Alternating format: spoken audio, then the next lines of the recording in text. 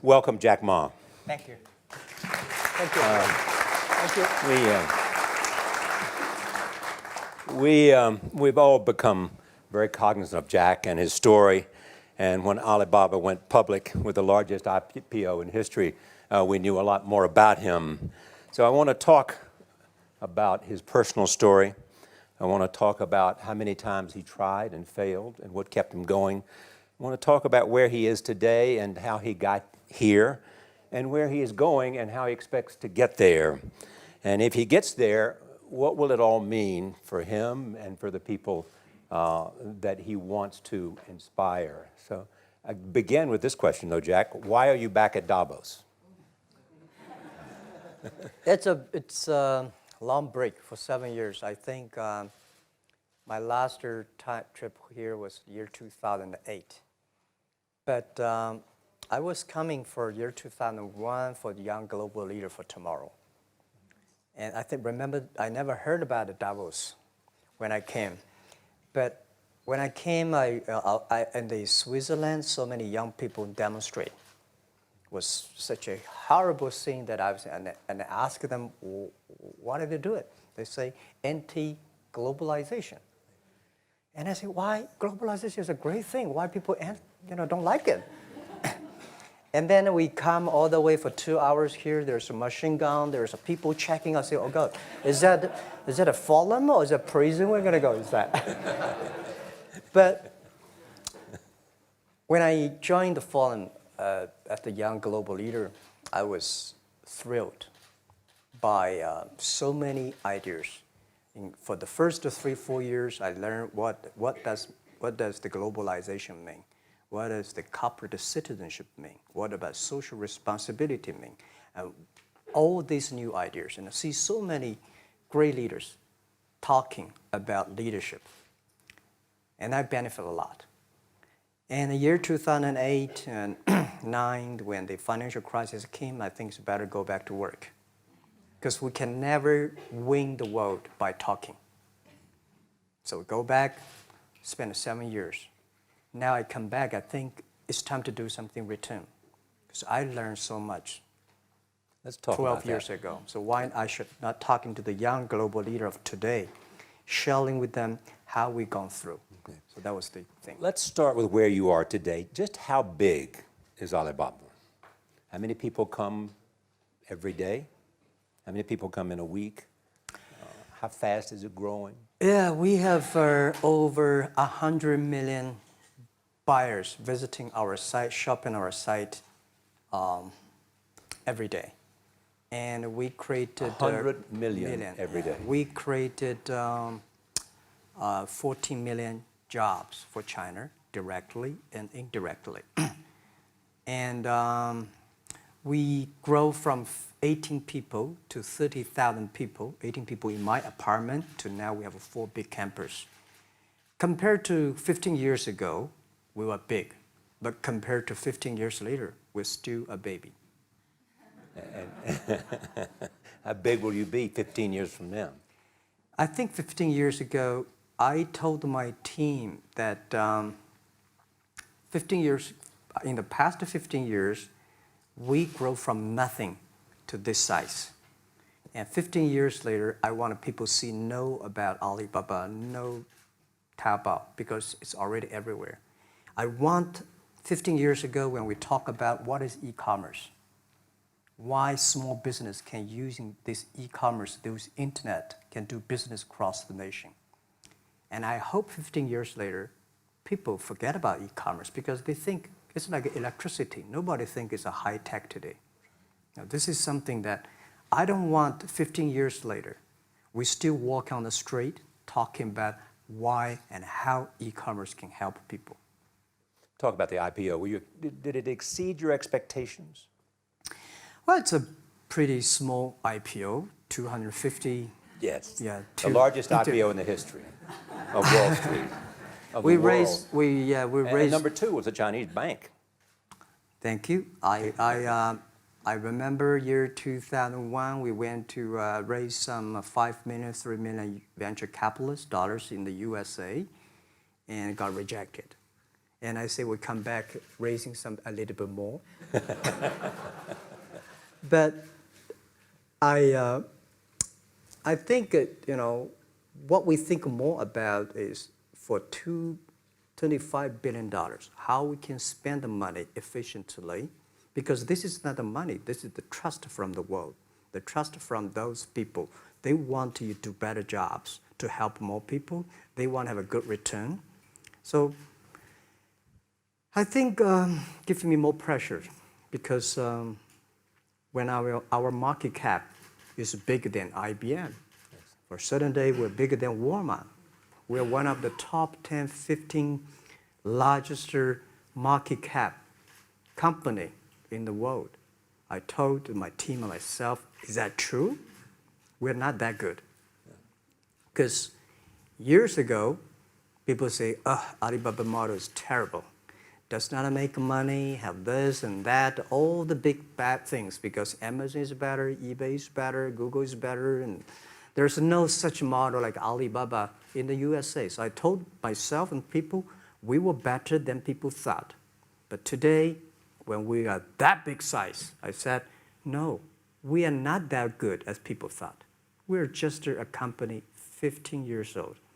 Average age is 27, 28 years old, young people. We're doing something that human beings have never tried. So I want to talk about the future. Let me take you back to when you were born in Hangzhou, where the headquarters still are. Yep.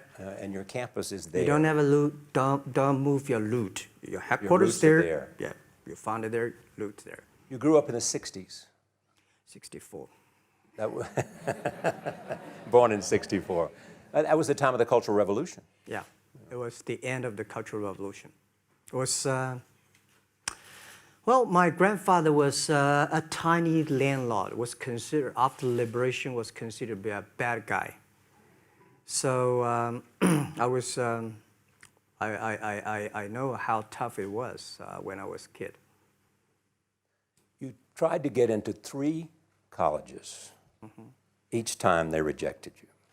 No, I tried. There is an examination that young people, if you want to go university, you have to take the examinations. So I failed 3 times. Right. But a lot of fail. I failed for funny things that I failed a key primary school test for 2 times. And I failed 3 times for the middle schools. And you will never believe in Hangzhou, my city, there's only 1 middle school that lasts only 1 year. It was changed from primary school to middle school because our graduates of our school, no middle school accept us because we were too bad. Yeah. They would become a middle school. What effect did it have, though, being rejected? Well, I think we have to get used to it. We're not that good. Even today, we still have a lot of people reject us. I think when I graduate from universities, and before I, for 3 years, I tried to fill in the universities. So I applied jobs for 30 times, got rejected. I went for a police, they said, no, you're not good. I went to even the KFC. When KFC came to China, come to my city, 24 people went for the job. 23 people were accepted. I was the only one guy. And we went for police. 5 people, 4 of them accepted. I was the only guy that I received it. So to me, being turned down, rejected. Oh, by the way, I told you that I applied for Harvard for 10 times, rejected. I know I'll be rejected. I just don't want to say that. They're sorry now. 10 times you wrote them and said, I'd like to come to Harvard. Yeah. And then I told myself, someday I should go teach there, baby. I think that can be arranged. Richard Nixon came to Hangzhou. Yeah. And after that, tourists flooded the place. Yeah. And that's how you learned English. Yeah. I really like I don't know why, at 12, 13 years old, that time I suddenly fell in love into the language, the English. And there's no place you can learn English at that time. There's no books, English books. So I went to the Hangzhou hotel, now called Hangzhou Shangri-La Hotel, because that was the hotel can receive the foreign visitors. So every morning for 9 years, I showed them around as a free guide, and they taught me English. And I think that changed me. Today, I'm a 100% made in China. I've never got a one-day train outside China. Yeah. And when people talk to me, say, Jack, how can you speak English like that? Why sometimes you talk like an Western guys? I think that was the 9 years. These Western tourists opened my mind because everything they told me are so different from the things I learned from the schools and from my parents. So now I have a habit. Whatever I see, whatever I read, I use my mind. Think about for 2 minutes. Is that how Ma Jun became Jack Ma? Actually, Jack, the name was given by a lady in tennis. She's a tourist. She came here and she said, came to Hangzhou. We become a pen friends. Ma Ring is so difficult to pronounce. So she said, do you have an English name? I said, don't. So can you give me an English name? She said, okay. She said, my father called it Jack. My husband called Jack. What do you think about Jack? I said, good. So I've been using that for that many years. Yeah. First visit to America, 1995? 1995, yeah. I come here for a project helping the local government to building up a highway. And you tried the internet. I tried the internet in Seattle. And in a building called the U.S. Bank. I don't know whether the U.S. Bank is still there or not, but it's a building.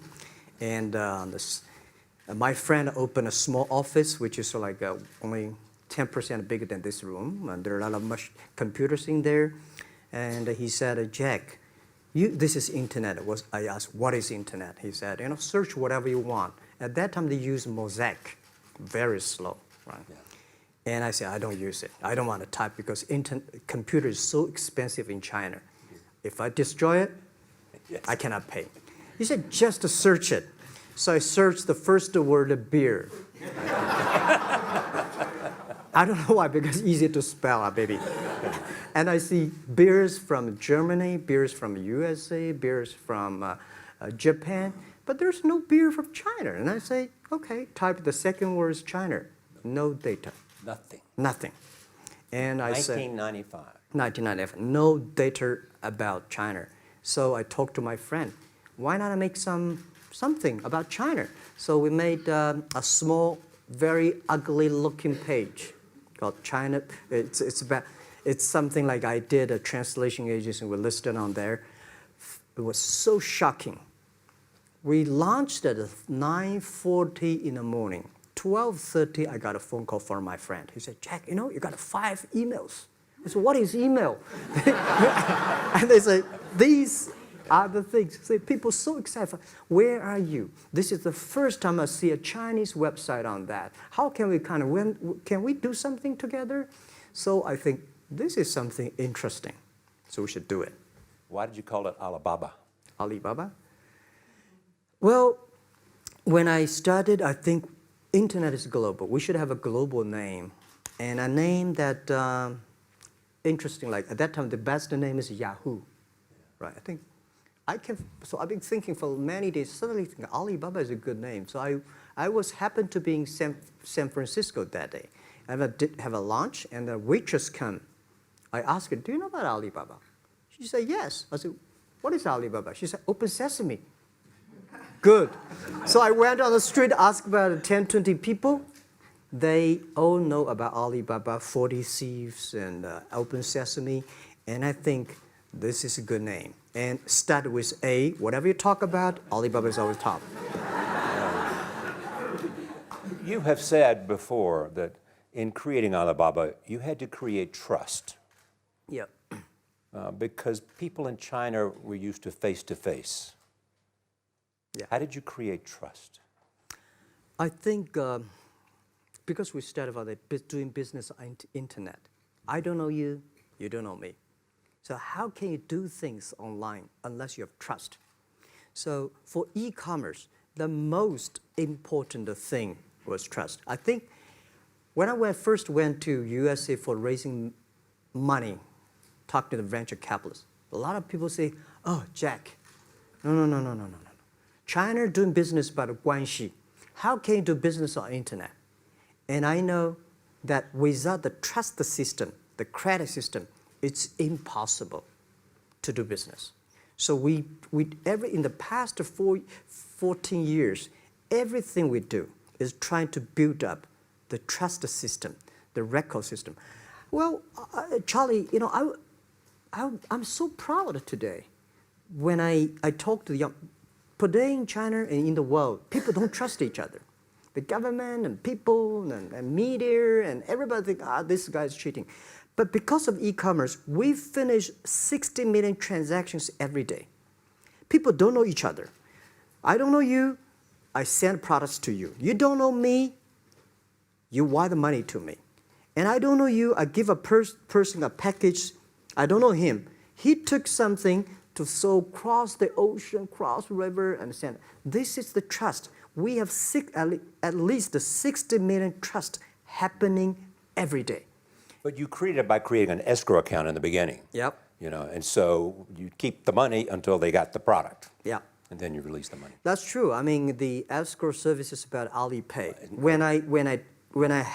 This idea, I would love Davos, because it was a big decision. Because for first 3 years, Alibaba is just like e-marketplaces for information. What you have, what I have, we talk a lot of time, but don't do any business. Because there is no payment.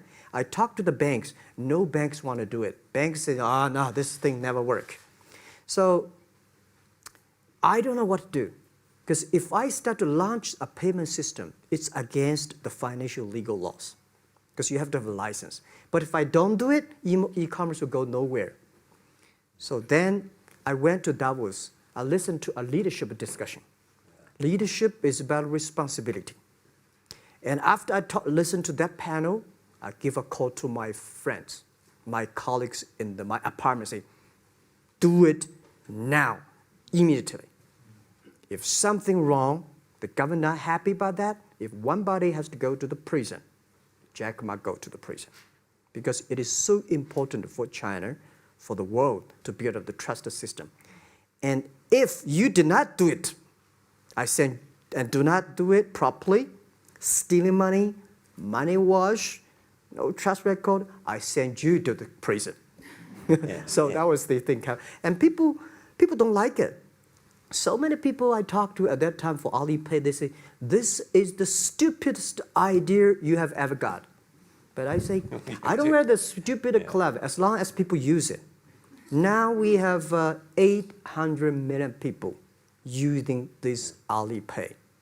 Stupid things, if you do it, is better. Alipay is a privately held thing. It's not part of Alibaba. No, it's a private. Let me talk about money for a second. Yeah. You have never gotten money from the Chinese government? No. None. I want it at the beginning, and later I don't want it, because I think if the company always think about picking money from out of the government pockets, that company is rubbish. Think about how can you make money from the customers and market and then help customers succeed. That's our philosophy. No money from Chinese banks? No. I at that time I want, and now they want to give me, I don't want it. Yeah. All right. Your relationship with the government. Mm-hmm. Yeah. What's your relationship? I mean, if they didn't here's what some say, that you have existed in an environment that's not, they have restricted competition for you. And that's a pretty good thing to do for a private company. Yeah. I think the relationship with the government for us is very interesting. For the first 5 years, because I've been working as a part-time jobber for a government organization called Ministry of Foreign Trade, 1997, for 14 months.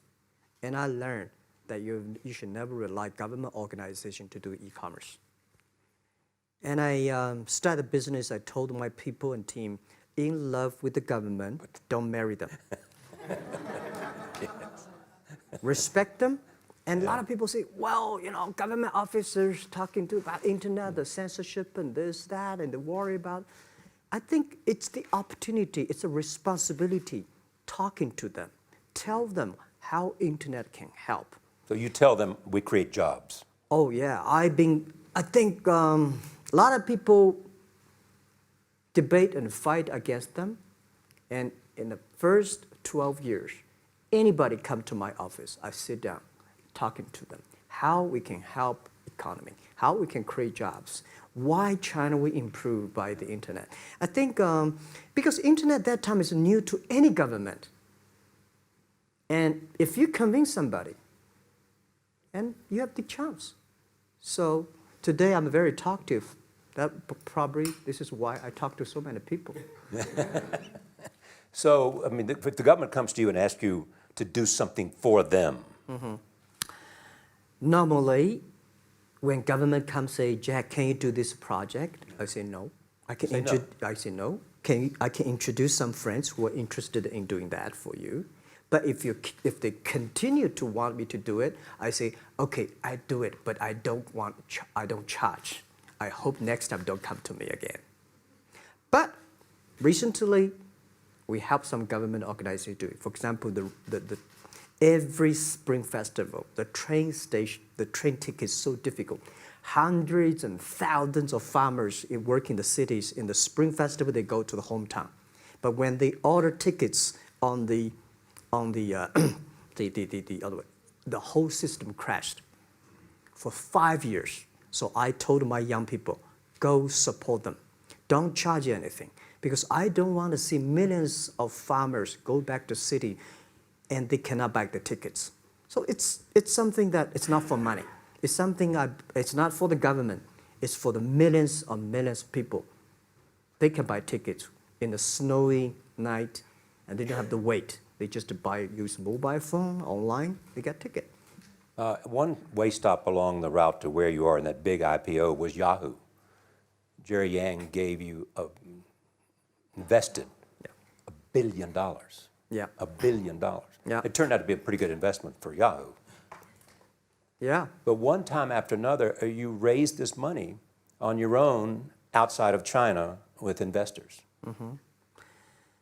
Yeah, I'm very thankful for all the investors because 1999, year 2000, and even at the Yahoo time, a lot of people say this Jack is crazy. He's doing something that we don't understand. A lot of venture capitalists give you money because there is such a American model already there. But they say, Alibaba, we don't see this kind of model, right? They say Jack's crazy. Yeah, this is crazy guy. I mean, I remember my first time in Time magazine, they call me Crazy Jack. And I think crazy is good. We are crazy, but we're not stupid. We know what we are doing, but if everybody agree with me, if everybody believe our idea is good, we have no chance. So that's the money we raised, we're very thankful. So when our investors make a lot of money, I feel proud and honored. As you know, in the United States, issues have risen about privacy. Yeah. Google and Apple, and questions of whether the government should have access to files. How do you handle that if the Chinese government says you know a lot about people? You have transactional relationships with lots of people. And they say, we want to see your files. Well, so far I don't have this kind of problems from Chinese government. And I told them, any government, if you come here for the national security, anti-terrorist, well, anywhere, anti-terrorist, we work together. It's a criminal, we work. But rest of that, no. I said, we are a business. The data is so precious because we don't know how. Because if we give to anybody, it's going to be a disaster. And also about privacy issues. I think, just like hundreds of years ago, people say, I would rather put money under my pillow rather than put in the banks. But today, banks, they're special. They know how to protect money much better than you do. Privacy issues, all these kind of securities, today, we may not have the solutions. We don't have the answer. But I believe our young people have the solutions. In the next 10, 20 years, there will be breakthrough on that. And I'm fully confident on that. Your life is a testament to the idea that nothing is impossible. That if somebody says no, you say it's just the beginning. Where does that come from? Well, at the beginning, I never thought, I thought when I was young, I said, everything's possible. Now I know not everything's possible. When you have something, you have to think about, you have to consider about the others. You have to consider about the customer, society, your employees, your shareholders, society. There are so many things that I think if you continue to work hard, there's possibility. And I just feel that I'm enthusiastic about what we are doing. At the beginning, for the first 5 years, I just want to survive. And 5 years later, I think... That's 2000, from 90... Yeah. But later, I think, wow, so many people's life changed. I was so excited, you know, for the first 3 years, we made zero revenue. Zero revenue. But we are so excited to continue to work. You know what happened? I remember many times when I go to a restaurant and have dinner, somebody came, when I was trying to pay the bill, the owner of the restaurant came to say, "Sir, your bill is paid by someone." And a small note say, "Hey, Mr. Ma, I'm your customer of Alibaba Group, Alibaba platform. I made a lot of money, and I know you don't make any money. I pay the bill for you." Yeah. And I remember one day that I was sitting somewhere in the coffee, somebody sending me a cigar. I don't smoke cigar, but there's a note, "Thank you very much, I'm your customer." And I remember in the Taobao days, I was at the Shangri-La Hotel in Beijing. When I get on the taxi, the man who opened the door for me, the boy at the gate, he said, "Jack, thank you very much. I'm service here. My girlfriend makes more money than I do on your site." And this is something that you know that it's not amazing. If you don't do it, nothing's possible. If you try to do it, at least you have the hope. The revenue comes from advertising and a smaller amount from transactional fees. Yeah. Most of it from advertising. Tiny. Tiny from advertising? Tiny from advertising, tiny from transactions, because we need big mass. Now we have more than 10 million small business power sellers selling our site to everywhere. So the transactions we have is second after Walmart. So tiny. Second after Walmart. Yeah, tiny of the of the money already make us big. So, you know, second after Walmart, I remember one of the senior management of Walmart guys came to Hangzhou 5 years ago. He said, "Jack, you know, you do a great job," and blah, blah, blah. So I said, "Maybe in 10 years we'll be bigger than Walmart." He said, "Young man, you have a good hope." So we said, "Make a bet. I think in 10 years we'll be bigger than Walmart on the sales." Because if you want to have 10,000 new customers, you have to build a new warehouse and this, that. For me, 2 servers. What's your market cap versus Walmart today? I don't know, but don't maybe, either. yeah, some. It's close. I think so. Maybe we should check later. All right. Yeah. So where are you going? What does Jack want?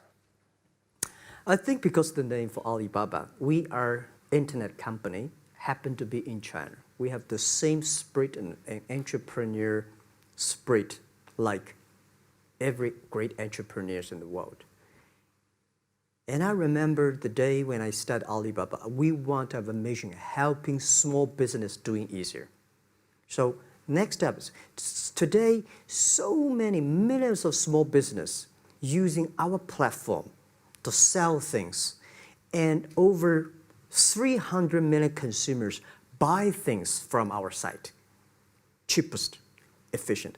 So what I'm thinking about, how we can make Alibaba a platform for global small business. My vision is that if we can help a Norway small business can sell things to Argentina, and Argentina consumers can buy things online from Switzerland. And we can build up, which I called, I don't know, maybe not right word, called EWTO. The WTO is great, past century. But WTO helped so many big companies to sell things across the nation. Today, internet can help small business sell things across the oceans, across the nations. And I hope that we can serve 2 billion consumers. 2 billion consumers. 2 billion consumers. We can help 10 million small business outside China. Help them. Outside China. Outside China. Because we help the American farmers in Washington State almost 300 tons of cherries to China last year. Cherries. Before we sell, the ambassador of USA came to me and said, Jack, can you help us selling cherries? In China. I said, what cherries and the fruits? He said, why not? I said, why not? Let's try. So that when we start to sell cherries, the cherries still on the trees. So we start a pre-order, 80,000 families order cherries online. So we pick up the cherries and ship into China. Within 48 hours, we sell the cherries. The consumers are so happy. But we got a lot of letters complaint after 3 days. They say, why only 100 tons? Why we should not get more? So we sell, 2 months ago, we helped the Costco. We sold 300 tons of nuts to China. So I'm thinking about if we can sell, we're also selling Alaska seafood to China. So if we can sell seafood, if we can sell the cherries, why we cannot help American and European small business selling things to China consumers? China needs that. So this is what I want to do is that 2 billion consumers, China, Asia, developing nations, how we can let them buy things globally. Alibaba rode with the millions of people that went from poverty to the middle class in China. I mean, you were right there growing as they grew and increased. When you look at the international markets, you're doing well in Russia? Yeah. How well? We do pretty good on Russia, and we do also pretty good at Brazil. In Brazil? Russia, I think now I don't know, we are if not the number 1, we're the number 2 or number 3 largest. E-commerce. E-commerce. I remember last year we had a campaign. The campaign is that a lot of Russian girls and boys want to buy things from China. You know how many days a Russian girl placed an order and received the products from China? 2 years ago, 4 months. Even that, people are so happy about all the thing. And last year, the campaign, within 1 week, we crashed the whole logistics system of Russia. All right. You were also seen in Hollywood. Yeah. What are you doing in Hollywood? Well, I like the Hollywood innovation at the digital background. I learned so much about the Hollywood movies, especially the Forrest Gump. You love Forrest Gump. I love Forrest Gump. Well, why do you like him? Simple. Never give up. Never give up. People thinking he's dumb, but he knows what he's doing. And I was very depressed the day, year 2002 or 3 in the States, when a bit earlier than that. I was very depressed when I could not find out a way for the internet. And then I watched the movie in my friend's home, Forrest Gump. When I see him, I think, this is the guy we should learn from. Believe what you're doing, love it, whether people like it, don't like it, be simple. And like the word, life is like a box of chocolate. You never know what you can get, right? I never know I would be here talking to you and talking to Charlie Rose. I never know. But today I made it. I told my people in my apartment 15 years ago, guys, we have to work hard, not for ourselves. If we can be successful, 80% of the young people in China can be successful. We don't have a rich father, powerful uncle. We don't have $1 from bank, 1 cent from government. Just work as a team. So what do you worry about? I worry about it today. Young people, a lot of young people lose hope, lose vision, and start to complain. Because we also have the same period. Because when it's not a good feeling being rejected by so many people. We also depressed, but at least later we find that the world has a lot of opportunity. How you see the world, how you catch the opportunity. So, in the Hollywood gives me a lot of inspiration. You know? But you were out there for business. You were out there because you want to make movies and sell them. I want to make the movie for business-wise. We are e-commerce company. We have a lot of products that need logistic. But movie, TV, these are things you don't need logistic system. And movie probably is the best product that can help Chinese young people to understand. Because one thing I told the Chinese people, my friends, in American movie, all the heroes at the beginning, they look like a bad guy. Terrible things coming, they become a hero. And finally, they all survived. China, if you're a hero, all the hero died. So, because only dead people become the hero. So nobody want to be the hero. So you want to change the Chinese definition of hero? Yeah, I want to say hero. Today we have so many heroes who live in this world. Are you still writing these kung fu novels, or are you just reading them? I read them, and I start to write something. I think it's fun. The kung fu is something you start to think about something that you cannot do. But if you have some luck, if you continue to practice, if you got a good master, if you're a good team, you get expert. So at least to make me, when I'm busy, when I'm tired and frustrated, I read kung fu books. And You also travel with a Taichi. Am I saying that right? A trainer. Trainer. Taichi? Taichi. Taichi. Taichi, yeah. What does that do for you, other than keep you in good health? I love Taichi. Taichi is a philosophy about yin and yang. Yeah. Taichi is about how you balance, how you work, like a competition. People say when I compete with eBay, say, you hate eBay. No, I don't hate eBay. It's a great company. They come, I go. Taichi is like, you fight here, I go over there. You put it on the top, I go to down, right? So it's a balance, right? You are heavy, I'm small, When I'm small, I can jump. You're heavy, you cannot jump. So Taichi is about a philosophy. I use Taichi philosophy in the business. Calm down. There's always way out. And keep yourself balanced. And meanwhile, don't try to, because business is a competition is a fun. Business is not like a battlefield. You die or I win. Business, even if you die, I may not win. Right? So it's about fun. So Taichi gives me a lot of inspirations. But you want your life and you want this company, Alibaba, to change the world. And you're changing the world if, in fact, you provide a forum for buying and you enable people to earn a living. Yeah.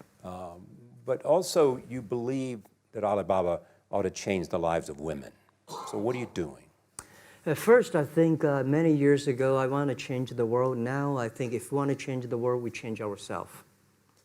Change ourselves is more important and easier than change the world. And second is that I want to improve the world. Because it changed the world may be Obama's job.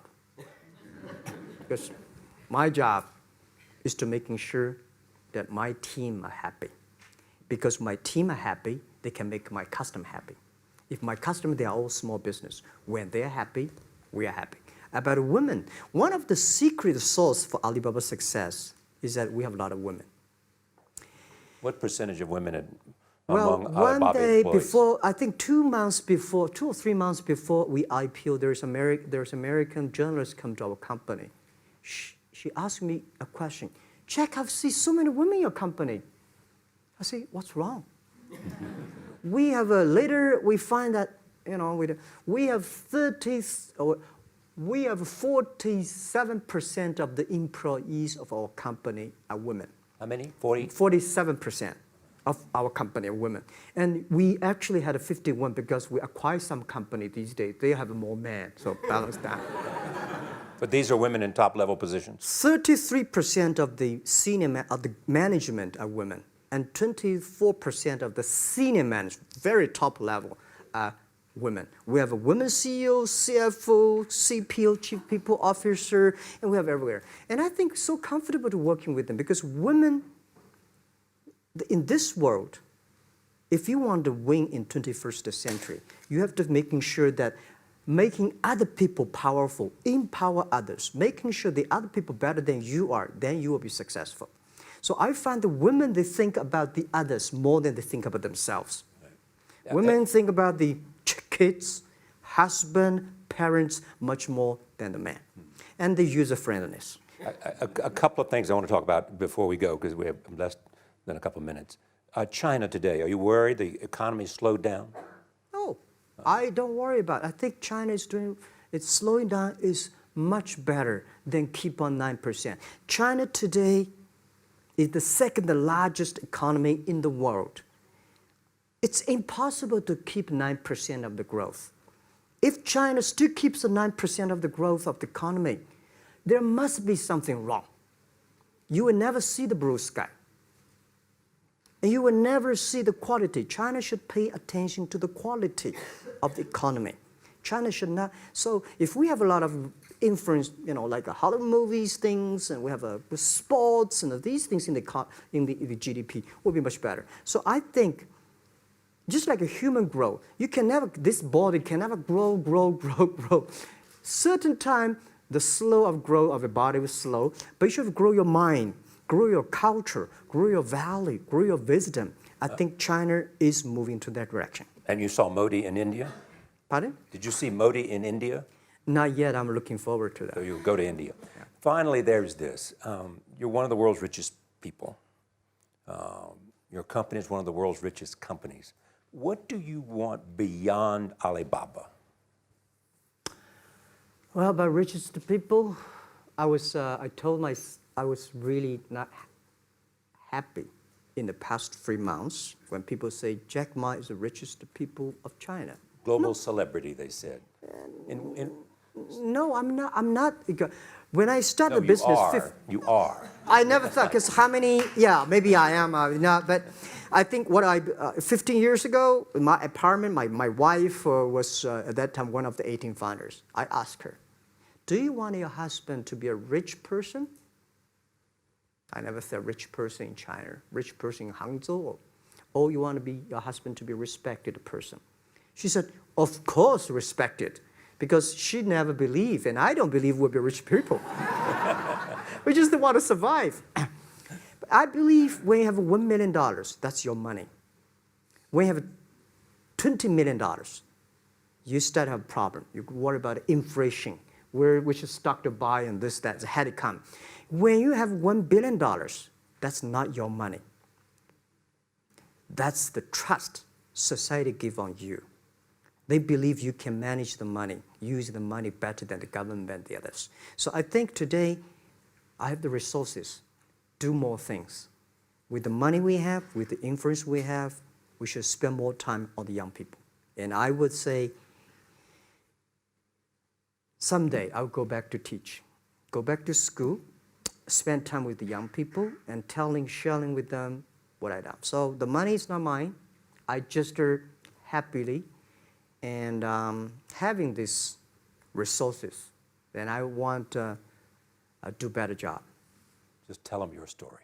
Yeah, tell them the story and tell them that if Jack, I don't think in this world there are a lot of people be rejected more than 30 times. If we, the only thing we never give up, the only thing we're like a Forrest Gump, we keep on fight. We keep on changing ourselves. We don't complain. Whether you were successful or not successful, I find that people, when they finish the job, if they make the mistake, if they fail, if they always complain the others, this guy will never come back. If the guy only check himself, yeah, something wrong with me here, something wrong with me there, this guy has a hope. Jack, on behalf of everybody in this audience and a television audience around the world, thank you for taking your time to be with us. Thank you. Thank you. Thank you. Thank you. Thank you.